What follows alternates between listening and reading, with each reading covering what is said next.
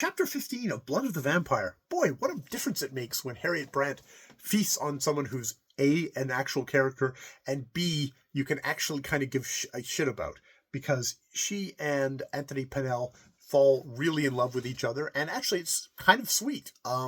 She is like, oh my god, this is a guy who likes me.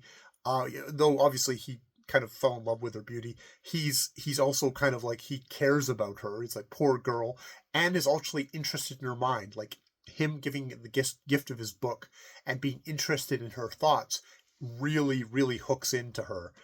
In a way that the guys who are just like, kind of like, she's gotten used to getting compliments about her appearance. Someone who's actually interested in her mind, surprise, surprise, really, really got to her. They fall in love. They canoodle. They do a lot of canoodling, and fairly rapidly over probably a couple of weeks, they're to the point where they profess their loves for each other, and Anthony Pennell asks if she'll marry him, and they're going to, next day, like, and the Baroness has grown weary of her as usual, as she does with house guests, and is being more and more curt with her, and she's feeling more and more unwelcome. So they're going to set things up so she can come to him, or be bestowed somewhere where he can visit her all the time, and they can get married, which is great.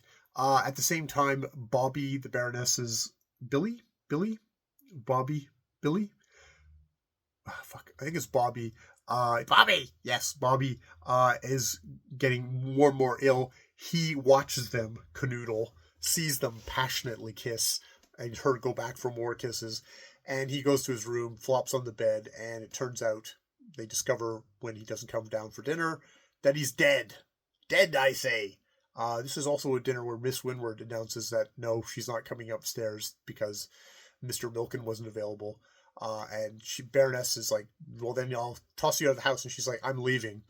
And yes, it turns out she's leaving. And it turns out over the course of things, we find out that she's actually, Miss Winward is also engaged to be married.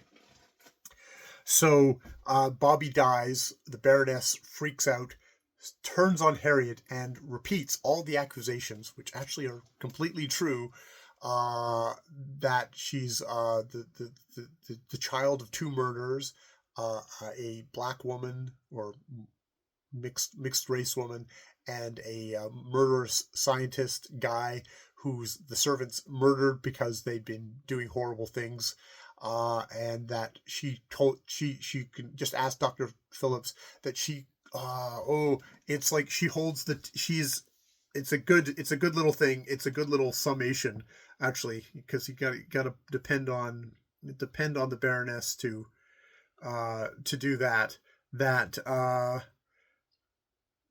Yes. Her father and mother were murderers who killed by their own servants and revenge for their atrocities, and they left their curse upon this girl, the curse of black blood and the vampire's blood, which kills everything which it caresses. And look back over your past life, and you'll see that it's the case. If you don't believe me, go and ask your friend Dr. Phillips, for he knew of your infamous parents and the curse that lies upon you. So there's that. And, Harriet has no clue, and is shocked and horrified by this, and is worried by this. We also find, because there's been always this whole thing of like, what the hell has been happening with the Baroness taking people upstairs, and her dark things of like, I'll make. And what it is Miss Winward reveals it. That basically says, you deserve having Bbby dying. What is it? Yes. You accuse that poor girl of unholy dealings, when what can you say of your own? You who for years past have made money by deceiving your fellow creatures in the grossest manner, who have professed to hold communications with the spiritual world for their satisfaction, when, if any spirits have come to you, they must have been those of devils akin to your own.